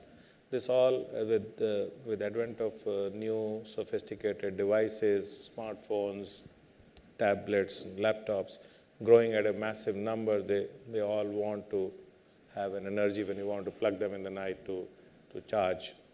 So it's a huge demand we see growing here in this country. As against in our developed markets from where we come, there the demand, either demand side management or smart grids or sheer consumption, is showing a downward trend. So for us, it's you can say partly the pull and partly the push, if I may use the word, that is basically making us look at such market. India holds a special place. It's a country which has a good regulatory framework for energy. I can say it has matured. It's evolving, but it has matured quite a lot. Good legal framework. English is a good language which you can communicate. Contracts are there. So we find overall the environment to be pretty attractive, conducive to look for capacity build-up here. So Arjun, if I can just pull you in, HCC is one of the is the oldest and most established construction companies in India. And you were one of the first movers as far as the highway rollout plan was concerned for private participation. And, you know, as we are aware, Indian PPP program in roads has been, again, a mixed bag of experiences. There have been success stories, and there have been certain challenges that we've seen in the last 2 or 3 years, resulting in the program almost coming to a standstill till very recently. Do you want to share your thoughts and experiences in terms of how you've seen Indian roads? Yeah, sure. I mean, it's a young program. I think that what India is probably going through is a rite of passage, so to speak. I think there were many mistakes that were made both by the public sector and by the private sector. And PPP, as everybody in the room already knows, requires broadly three variables to make it an enabling environment. And the first is, the planning has to be superb. And I think the public sector has now learned to probably, I think for future projects, plan better. The second, you need a very, very strong enforcement of contracts and a very, very strong monitoring mechanism. And for that, you need, the strategic and technical capacity within the public sector to do this, I mean, given the enormity of the program. And then third, and actually probably most importantly, fundamentally, you need a very, very strong law and order capability and enforcement of, a very efficient judiciary, so to speak. Right? I think that we initially had a number of success stories. I think that there was a certain amount of irrational exuberance in taking on obligations that couldn't be fulfilled. At the same time, I think risk sharing between the public and private sector wasn't even. The government was actually fairly glib in its ability to pass risk disproportionately onto the private sector. And the private sector was very impatient to either fulfill its order backlogs or to basically grow its portfolio. And seeing that sort of come crap. What's actually happening that's on the more positive side is that the government is now altering some of its clauses in the master concession agreements, is finding certain clauses, is ensuring that conditions precedent are actually completed so that loopholes don't exist for private sector to exit projects and obligations not to be completed. The lesson that we've learned is not too eager to please the government as well. I think that we've tended to believe that rewards would come. I think that perhaps on certain projects where, for example, land was lacking, we could have probably waited until the government completed every single last CP rather than take for granted what we consider to be a sovereign guarantee, because, you know, the way we think about it, whether it's the national government or the state government or a public sector authority, it is a sovereign backing. In India, typically relationships across each of these different stakeholders tends to differ. So I think there is a tremendous amount of learning that's taken place in the last 10 to 15 years. I think there is a significant amount of problem solving that this current administration needs to do with regard to existing projects and with regard to the number of claims and dues that it owes. But I think with regard to the way the program is going to evolve in the future, I think that some of those mistakes are going to probably be digested and learned. I think the one thing that I'd probably like to see some immediate progress on is some sense of judicial reform where we actually see specialized courts, an arbitration or legal process which doesn't drag on all the way to the Supreme Court, where their frivolous litigation can actually probably be curtailed, so that I think some of the problems we see today can actually have a final resolution much sooner rather than actually 5-7 years down the line. We are already seeing increased optimism all over again, right? Day before yesterday, there were 15 bidders for the latest circular road around the city that has been bid out by NHAI. I mean, till last year, we were seeing, just 2 or 3 bidders kind of coming in for bidding for these NHAI projects. But again, I think we are seeing a little bit of optimism creeping back in. Just switching gears, Prakash, GPPL is one of the most talked about turnaround stories in Indian infrastructure, right? And you've been part of it all along. A company was set up in 1998 and had ran into many difficulties, including going through the debt restructuring program at some point in time. However, today it's the showcase of how initiative and patience pays off in Indian infrastructure. What has been the magic trick? I think for Gujarat Port, what happened, it's a part of the Maersk Group. And APM Terminals, which is part of the Maersk Group, got into this company only in 2006 to find out that the infrastructure, what we have inherited, is not the one which the shipping companies would need. And obviously, we need to develop further. By then, actually, the crisis has hit us, that is the company. While the world was going into a meltdown in 2009, we were already in meltdown in 2007. And then the classic saying, which says, if you have options, choose the best. But if you have no options, do the best. And we had to do that. That is, do the best given the scenario and the circumstances.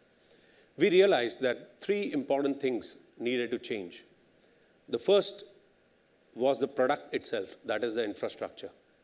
We had to get the deep draft, we had to get the right equipment, and we had to get the right connectivity. Because as a port, you receive the vessel and you deliver the cargo. So you cover the entire logistics chain over there.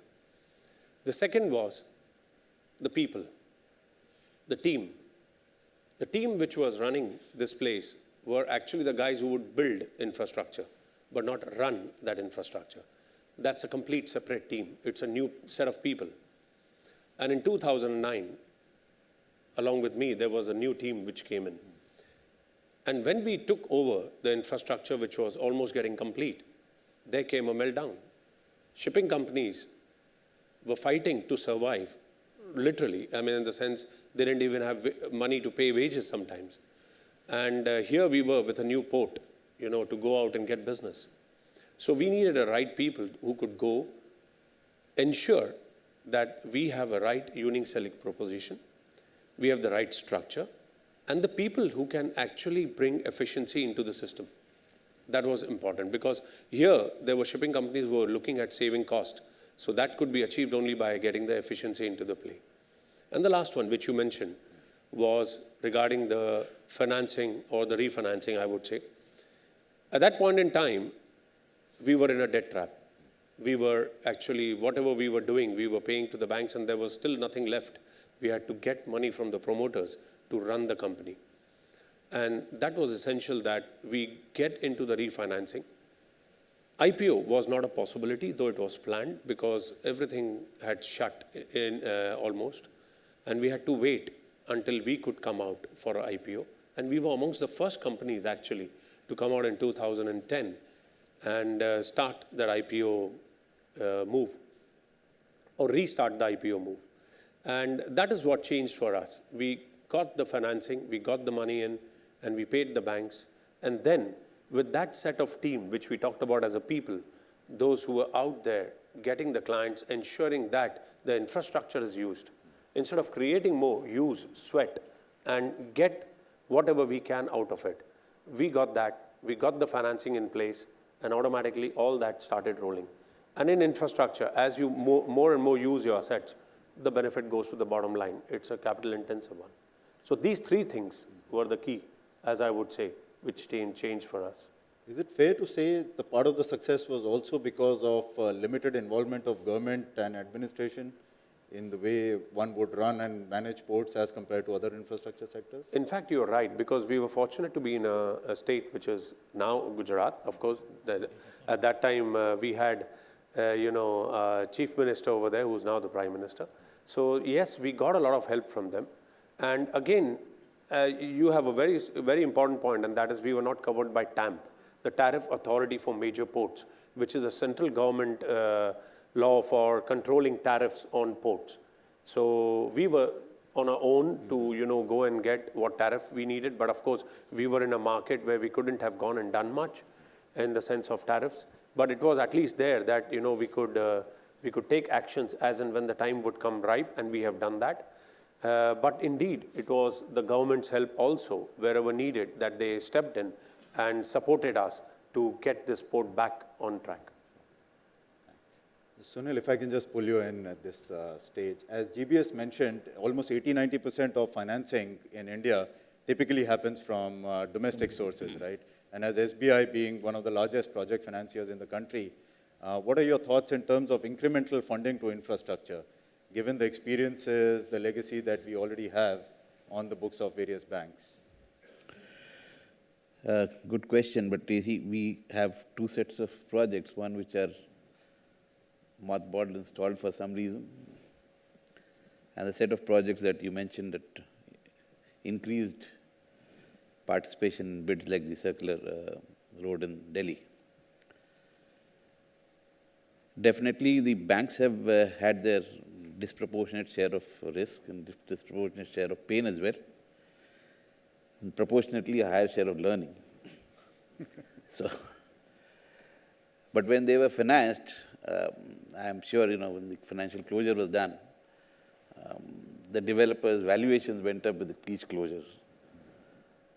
And at that point of time, most of the risks were thought to have been addressed, mitigated to the extent that they could be mitigated at that particular point of time. And all the policies that were there presumed a very synchronous movement of all the wheels. Unfortunately, as it's been pointed out, it was not as synchronous. So while the private sector moved perhaps faster, the government moved slightly slower. and we've had our share of problems. So I think with almost 17.5% of the NPAs being, or the restructured NPAs are combined, the first and foremost job for banks would be to get these moving. We are seeing some traction in that. There's great convergence of thought in India. Everybody knows that there's a huge population, there is a huge demand. It's only a supply side constraint. And so I don't see anybody questioning the need for higher infrastructure spending. But that has to translate it into great convergence of action as well.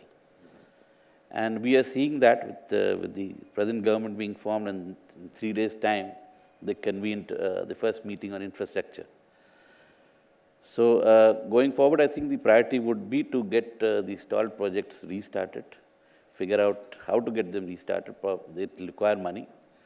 It will perhaps require some regulatory forbearance or reprieve, so to say, because any bank funding a further NPA is just out of question because they will be increasing the NPAs. But those issues will have to be sorted out. But going forward, clearly we've learned our lessons, and so has every stakeholder in this infrastructure space.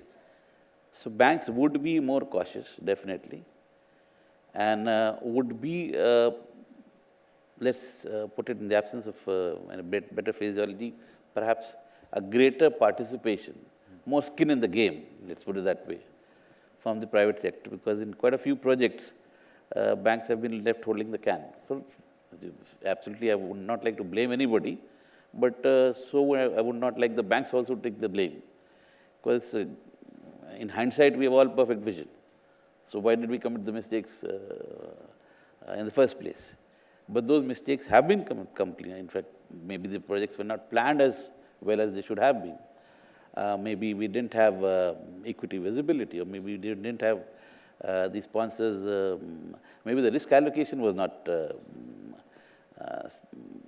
correct. Maybe you had a linking up of the same sponsors getting into the EPC and the O&M, and also the. So those issues will need to be sorted out. But these are being addressed.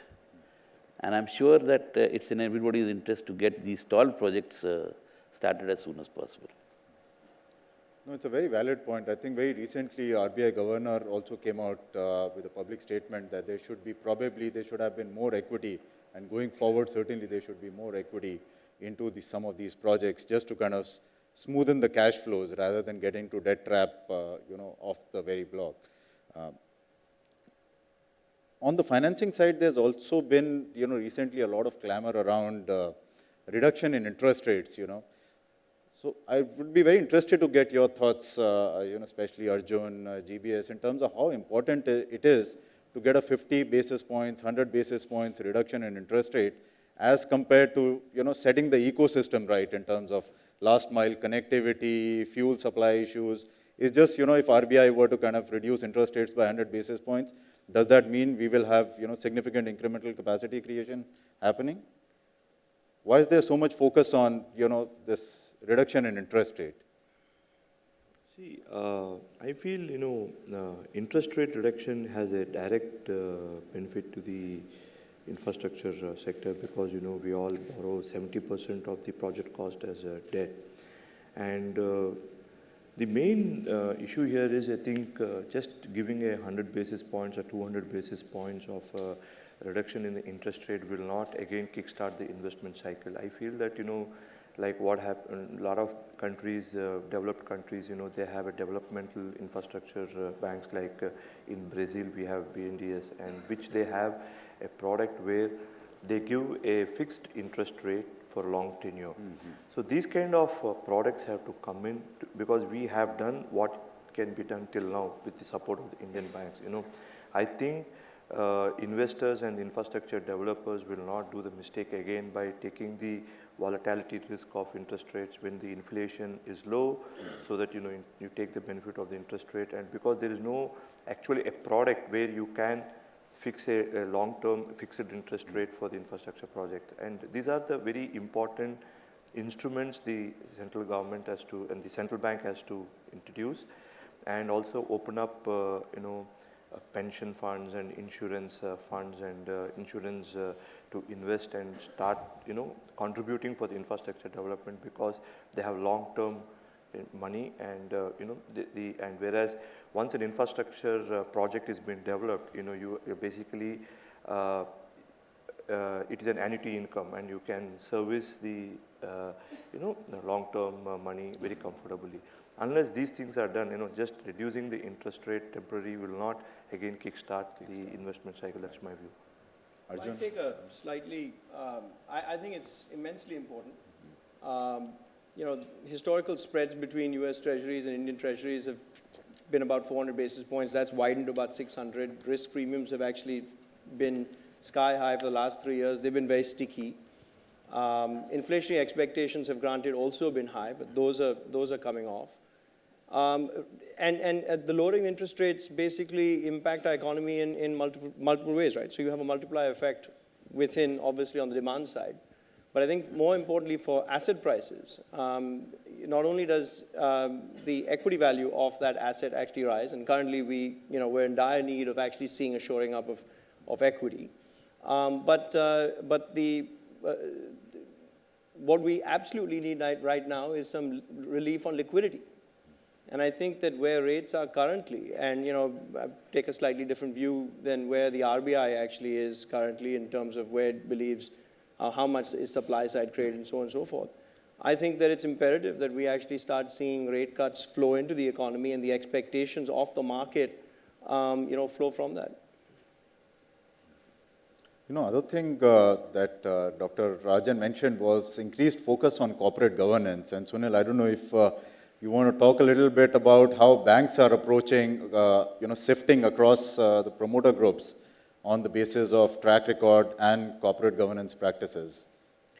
Yeah, I think if in the first round of infrastructure bidding, etc., most of the players were new. They didn't come with too much experience.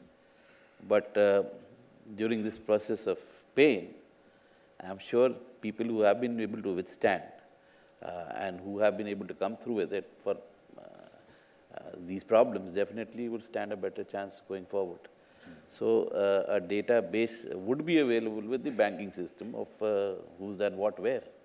So it's not only the developers, but people who have been allocated certain portions of risk.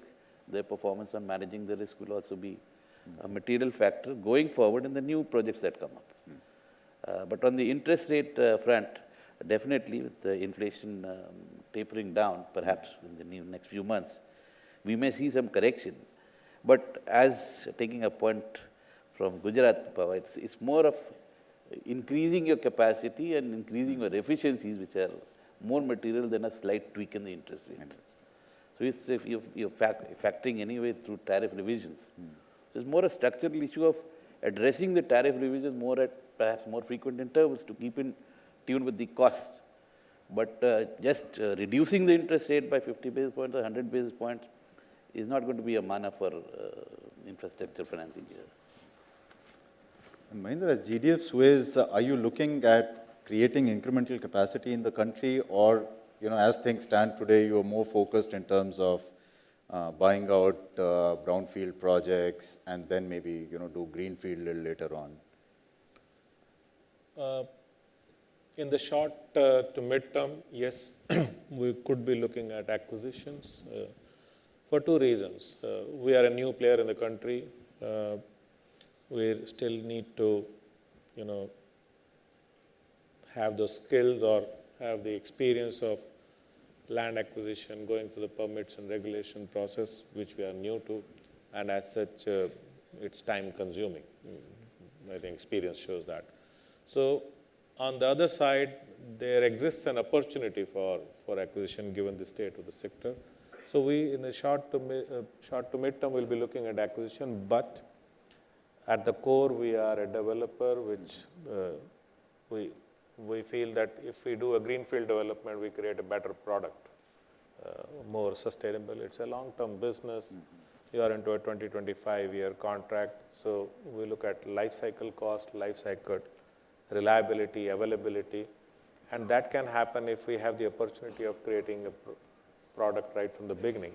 So eventually, we would certainly go to greenfield development. The question is of time, when is the right time and when we feel confident that we can take up greenfield development. The story for renewable could be slightly different, where probably entry into greenfield could be a little bit earlier than a fossil fuel-based generation. So, but it's a question of time. Right. It's also interesting to see as to what the experience of international developers has been in a country like India, where nuances matter, right? A nod of the head may mean no and yes at the same time, which I don't know how a player like GDF Suez, especially in a greenfield context, would be equally placed, if not better, than some of the local developers. Yeah, I think, as Mr. Raju said, probably it's true for most of the countries where we have entered, or countries which are doing privatization on an infrastructure sector like this. It's not an overnight learning. It's a slow pace. I can take an example of a good part of my GDO Sphere experience has been in the Middle East, where about 12 years ago when the program started in Abu Dhabi, the first project took probably more than 2 years to close. And slowly the process got well tuned, the bottlenecks were identified and one by one tackled. And we reached a stage where between an RFP or expression of interest for a project to financial close was flat 9 months, 10 months, and you get on with the construction with a world-class template for contract. It's a matter of time, learning, and being diligent, okay, that we need to sort one issue, or if we experience some difficulty in a previous project and how to go around it or find a solution to it. But the story of the infrastructure privatization, development, early years of development is more or less similar in many countries. So I won't rate India as touch me not kind of thing, no. I think the process is evolving, fine-tuning, and becoming better with the passage of time. And, what would be a few things, GBS, that you would like to see with the new government coming in over the next 12 months that would encourage you to kind of start building out incremental capacities all over again? I think the focus area for the present government is to make sure that what are all the regulatory roadblocks are there to address those regulatory roadblocks, and main is in the fuel issues. I think the present government is working out to revive the standard gas-based projects. We have around 24,000 megawatts of gas-based capacity, where around 16,000 megawatts are stranded. And I think the government has been working very innovatively, trying to see what the challenges are going to come in tomorrow, because this government has a plan of developing around 30 gigawatts of renewable energy, and the renewable energy cannot sustain unless you have a balancing power capacity, that is as ancillary services. And today, world over, the ancillary services are being supported by the gas-based power plants. And if you want to have a vision of developing a renewable energy of 30,000 or 40,000 megawatts, I feel that these gas-based projects become very valuable and precious, and that is what this government has realized it. And there is a fund which is a power stability development fund, which every unit that is injected or into the transmission system, the grid stability agent POSCO collects a fund, and they wanted to use that fund to support and this gas pooling. They wanted to import RLNG and support these gas-based projects by supplying 40% PLF.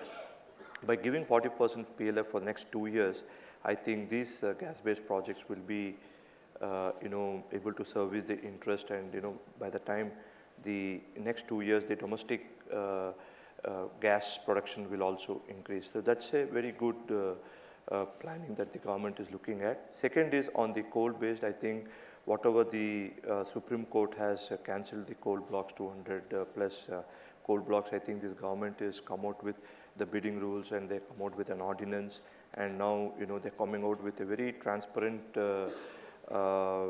e-auction methodology they're coming out with, which is very welcome. And I think these are the two things. And also the third thing is, the finance ministry and the central bank is looking at various initiatives to address this financial stress in the infrastructure sector. I think last mile investment by the banks, and also these kind of things, if, these are the three things: fuel, regulatory, and financial, reliefs if it's been given. I think the investment cycle will start, coming into the infrastructure sector. Prakash, you being, managing a port company, what does this whole Make in India mean for you? Make in India is there to happen. It means a lot. I think this initiative is great. And if I look at it, I first have two thoughts. First, I'll divide it into the hard infrastructure and the soft. The hard infrastructure is, from the port point of it, don't only look at the seaside. We have to look at what is developing on the land side, because port has got no meaning if it's got no connectivity and cannot reach the hinterland. So while we are talking about Make in India, I would say start first from getting all these units, manufacturing units, near the port, because there the infrastructure need would be not so much. Let's assume that you start making somewhere in Madhya Pradesh, for example. You will need all that infrastructure, that is the road, the rail, to ensure that the connectivity is there, power and whatever else. Now, yes, while we are developing that, it could be in the medium to long term that should come up. But immediate, if because there's a focus on India, then when there is this focus on India, bring them near the port. So I would say for the hard infrastructure, while being developed, develop all what has to be done near the port, that is all the units. Then comes the soft infrastructure. We should not lose sight of it. I say soft infrastructure is, for example, whenever we set up any ports or inland depots, we will hear that there is a need of the regulator also to be there, which is typically the customs. Now, do we have that number of people available? Even with the current projects that we have, we struggle to get that going, in the sense getting the customs to be present at these particular locations. The second part of this soft infrastructure is, for example, in the major ports. Even airports has that, which is called the CISF people. Now, are they having that skill sets to, be with the port which has developed with that particular technology to adapt? Because they become a bottleneck for us. And for example, we have a port running in Mumbai, and the gate over there becomes a bottleneck because the CISF controls it. So all that also the government should also take care and put attention to. And the last one would be digital technology. I mean, are we adapting to that? We should move as much as possible towards that, to eliminate this interaction of people from the government bodies or the regulator between us and the trader or the ports or doing business. So I think we have to focus on the hard, and the other one is the soft infrastructure, the both. So Make in India to happen, it is essential start from the ports. Okay. Thanks. As you can see, we are kind of almost run out of time. Maybe there is time for taking one or two questions from the audience if there were to be.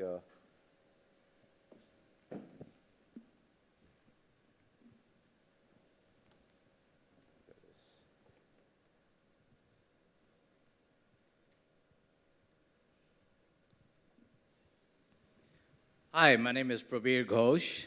We run an organization called Case Bharat. We have been requested by MNRE and the Government of India to facilitate reinvest initiatives, which I'm sure many of you are familiar with. Being an alternative conference, I'd like you to ask, what do you think about Prime Minister Modi and Shri Piyush Goyal's goals and expectations of reaching 100 gigawatts of solar by 2020 and 50 gigawatts of wind, or whatever that number is, in the same period of time. And the question I'll have for the gentleman from SBI is, as a part of that 100 gigawatts, 40 gigawatts is on the rooftops, And what is SBI planning? That means really millions and millions and millions of small distributed energy sources. What are you planning to do on that? For the solar power, yeah, definitely it is a priority. By 2020, we have to reach a certain target, require financing as well. But it is disaggregated. You don't have radiation data as well.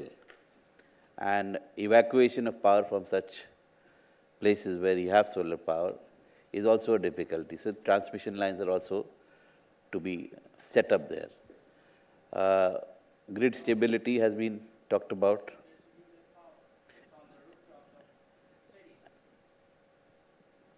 Yes, distributed power as well. If it's going to a particular specified customer basis or to the grid. To the customer basis, definitely we're looking at it. But again, who are the developers, who are the sponsors for this project and the risk involved? So if these are mitigated, definitely we're looking at financing such projects. I don't know, Mahendra, if you want to add on. No, it's a good target, pretty ambitious to have 100 gigawatts on solar.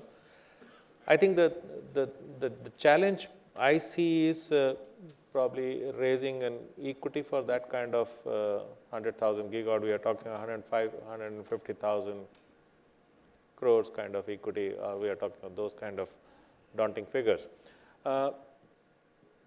If you really look at it, there are two sides to it. You can look at developing larger projects where the capacity can be created and bigger players can come in who have the capability to raise that money, who have that equity strength, who have the project implementation capability, and you really can see that, okay, electrons will flow to the grid.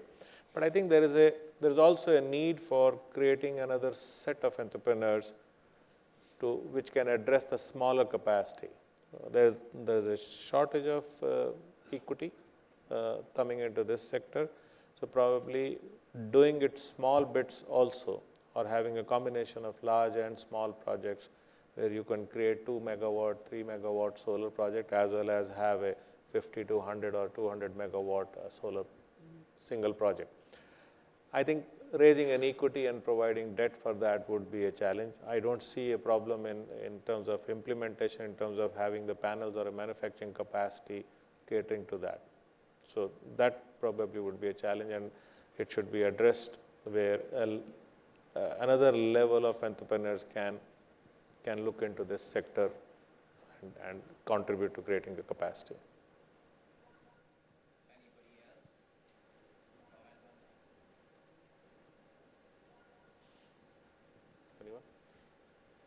So if there are no other questions, please join me in thanking the panelists for sparing the time today and sharing their thoughts with us.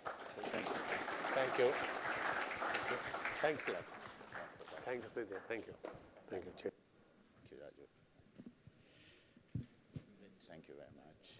Thanks, Raju. Just one small memento. We'll now have a 20-minute break for coffee and snacks. Refreshments have been served at Rani Bagh Lawns. We'd humbly request all the guests to gather back over here at 11:30 for the rest of the session. Thank you.